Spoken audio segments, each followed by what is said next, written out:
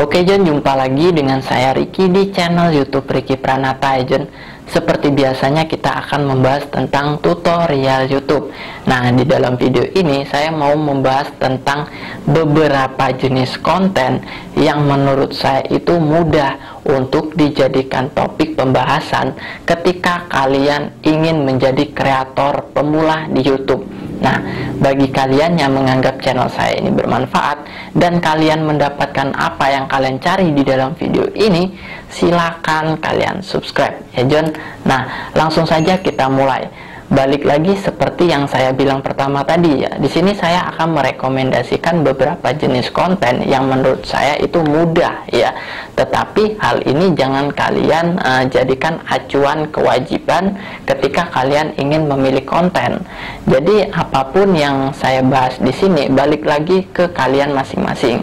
Jadi pilihlah konten yang kalian kira tidak membebani hidup kalian ya Jon. Jadi ketika konten itu tidak membebani hidup kalian, kalian akan nyaman ketika kalian merecord video atau mengupload video di YouTube bahkan setiap hari ya Jon. Nah, langsung saja kita masuk ke konten yang pertama ya Jon. Nah, di sini saya akan mengurutkan dari konten yang menurut saya besar potensialnya dicari orang sampai yang terendah. Konten yang pertama ini adalah konspirasi dan misteri ya. Kenapa sih konten konspirasi dan misteri ini saya letakkan di poin yang pertama? Karena menurut saya ruang lingkupnya itu sangat luas. Kalau menurut saya, kenapa seperti itu? Saya akan bandingkan dengan konten saya ya. Jadi konten saya ini kan tutorial. Jadi penonton yang ingin bermain YouTube saja, yang ingin menonton video saya ya Jon. Yang tidak ingin bermain YouTube tentu dia tidak akan menonton tutorial saya. Dan ketika dia sudah bisa bermain YouTube, dia akan meninggalkan konten tutorial ya. Kurang lebih penjelasannya seperti itu. Nah, coba kita bandingkan dengan konten misteri dan konspirasi. Itu ruang lingkupnya itu sangat luas. Jadi siapa sih yang tidak penasaran dengan misteri atau konspirasi ya Jon? Siapa yang tidak penasaran dengan hal-hal seperti itu? Karena hal seperti itu menurut saya adalah suatu hal yang sangat membuat kita penasaran. Nah, jadi ruang lingkupnya itu sangat luas, mulai dari remaja, dewasa, sampai yang sudah tua juga dia penasaran tentang hal-hal seperti itu. Karena konspirasi dan misteri itu menurut saya juga sangat perkembangannya pesat ya. Jadi intinya banyak sekali orang yang penasaran tentang hal-hal seperti itu. Nah, saya akan berikan dua contoh channel ya. Ini yang membahas tentang misteri dan konspirasi. Tapi dua channel ini lebih membahas tentang misterinya ya. Nah, dua channel ini tentu dia ketika ingin membuat konten atau membuat isi-isi dari konten tersebut, tentu dia harus berdasarkan sumber ya. Jadi konten seperti ini tidak bisa berdasarkan pengalaman pribadi. Jadi harus berdasarkan artikel atau website yang ada ya. Nah, jadi dua channel ini, yang satu Kamar Jerry, yang kedua Nisa ya. Nah, dua konten ini view-nya sangat banyak. Jadi saya ada dua situs yang saya ketahui. Situs itu menyediakan informasi-informasi tingkat dunia atau internasional ya Jon. Jadi semua berita ada di website atau situs itu ya. Yang pertama adalah Quora dan Reddit ya. Di sini saya akan membahas tentang situs Reddit. Jadi situs Reddit ini adalah situs yang bisa diakses seluruh dunia ya.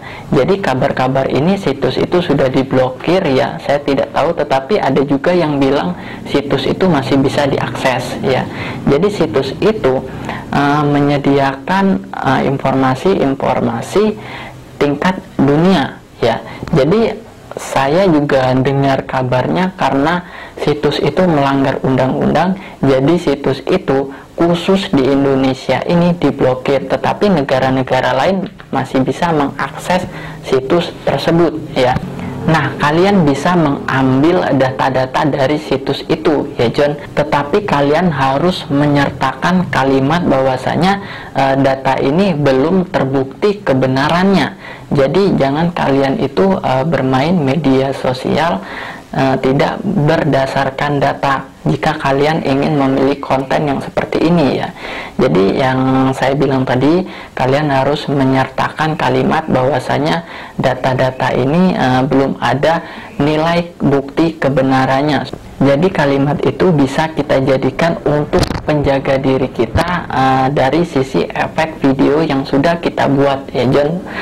Saya rasa kalian paham dengan kalimat saya ya. Dan satu lagi, ketika kalian mengutip sebuah cerita itu dari website, kalian harus izin terlebih dahulu dan meletakkan situs websitenya di kolom deskripsi ya, supaya kalian itu ya intinya jaga-jaga untuk efek samping dari video yang sudah kalian buat. Nah, kita masuk ke konten nomor urut 2, yaitu konten tutorial ya John. Nah, di sini saya merekomendasikan untuk kalian memilih konten yang masih di ruang lingkup media sosial, seperti channel YouTube saya konten tutorial, atau konten Instagram, atau konten TikTok. Nah, jadi kenapa sih saya bilang seperti itu? Karena hidup kita itu tidak akan terlepas dari media sosial. Itu sampai kapanpun. Saya percaya dengan hal-hal seperti itu ya John. Jadi bikinlah konten tutorial yang masih di ruang lingkup media sosial ya. Entah setahun atau 2 tahun akan ada media sosial yang baru lagi ya, kita juga tidak tahu. Silahkan kalian bikin konten tutorialnya ya. Lanjut ke konten yang nomor 3, yaitu editing ya John. Nah, jadi kalian bisa memanfaatkan konten ini ketika kalian ingin mengupload video. Terus ada orang yang bilang saya tidak ada basic editing nih, gimana? Jadi kalian bisa menonton video orang dulu, baik itu video dalam negeri ataupun luar negeri, kemudian kalian jabarkan berdasarkan versi kalian ya John. Jadi kalian bisa belajar, kemudian kalian bisa share juga ya. Jadi konten ini menurut saya potensialnya lumayan juga ya. Jadi tidak ada orang yang bisa editing berdasarkan otodidak ya. Jadi pasti dia menonton video tutorial dulu ketika dia ingin mempelajari editing ya. Beda dengan hal-hal yang lain, karena konten-konten yang seperti editing ini harus kita ada gurunya, jadi tidak bisa otodidak seperti itu ya John. Jadi menurut saya konten ini juga potensialnya lumayan besar untuk dicari orang atau ditonton orang. Nah, kita langsung masuk ke poin yang nomor 4, yaitu tunjukkan kelebihanmu. Jadi dalam konten terakhir ini bukan menunjukkan kesombongan kalian ya. Kalian bisa memanfaatkan kemampuan yang ada di diri kalian. Contoh nih, ketika kalian mampu berbahasa Inggris, silakan kalian membuat konten tentang tutorial bahasa Inggris. Kemudian ketika kalian kerja di perusahaan apa yang bergerak di bidang apa, kemudian juga bisa kalian bikin konten tutorialnya. Manfaatkanlah kemampuan kalian, baik itu kalian bisa main gitar dan alat-alat musik lainnya, bisa kalian bikin konten tutorialnya. Atau kalian hobi nyanyi, kalian bisa cover musik ya. Jadi banyak sekali jenis konten-konten yang bisa kita upload di channel YouTube kita. Tetapi balik lagi ya John, ini hal pribadi kalian, jadi bikinlah konten yang kalian rasa tidak membebani kalian, supaya ketika kalian merecord video itu rasanya ikhlas, jadi enak, tidak ada rasa beban ya John. Nah, dari urutan yang pertama, kedua, ketiga, dan terakhir itu menurut saya konten yang pertama itu minat penontonnya sangat banyak ya John. Mungkin itu saja yang ingin saya bahas di dalam video ini. Saya merekomendasikan konten-konten itu berdasarkan pengalaman saya bermain YouTube sudah 3 tahun. Jadi saya juga menonton video-video yang trending tiap hari ya. Jadi itu rekomendasi dari saya ya. Tetapi balik lagi ke kalian. Bagi kalian yang menganggap channel saya ini bermanfaat dan kalian mendapatkan apa yang kalian cari di dalam video ini, silahkan kalian subscribe ya John. Terima kasih, sampai jumpa, see you, bye bye.